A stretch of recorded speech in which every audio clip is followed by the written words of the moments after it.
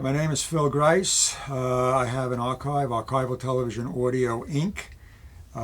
There are 12,000 broadcasts in the collection, 15,000 hours, and it represents tens of thousands of hours of television audio where the video no longer exists.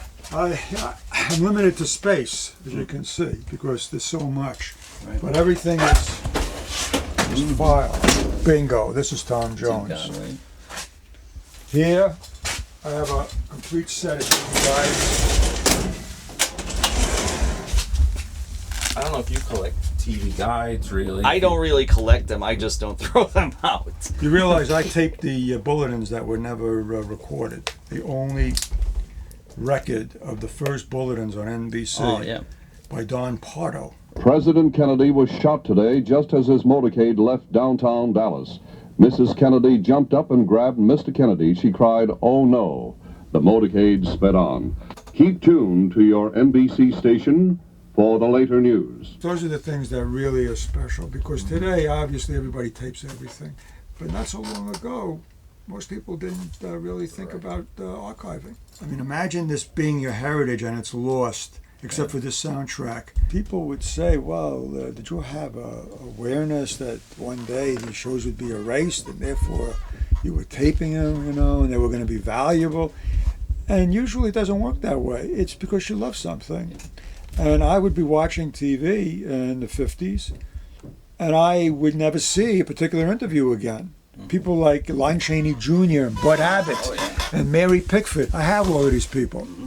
So I would tape a lot of that because I would never be able to digest it all in one sitting, and it nurtured me to listen to it again and again. Sure. Could be 4 years later. And that's how I really started. And once I started doing that, I got hooked. After a while, I think what you love, you really remember. You retain it much more readily than things that you really don't love. I don't remember my algebra at all. The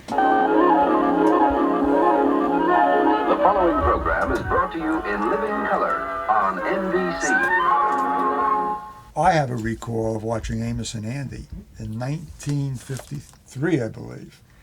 And there was a bulletin that Stalin was dead. Yeah. And I'll always remember that. Now, I was a real youngster, and for years, I couldn't understand why they would interrupt Amos and Andy to tell me that a horse died. I thought it was Stallion.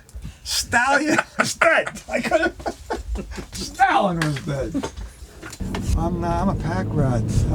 All the TV guys were put in the garage when I went off to college. Do you have even the time or the room to be a pack rat about other things, or is it pretty much all the audio and the TV guides? Yeah, anything researching television, the old television, pre-1979. That's my interest stops in 80. Why 79?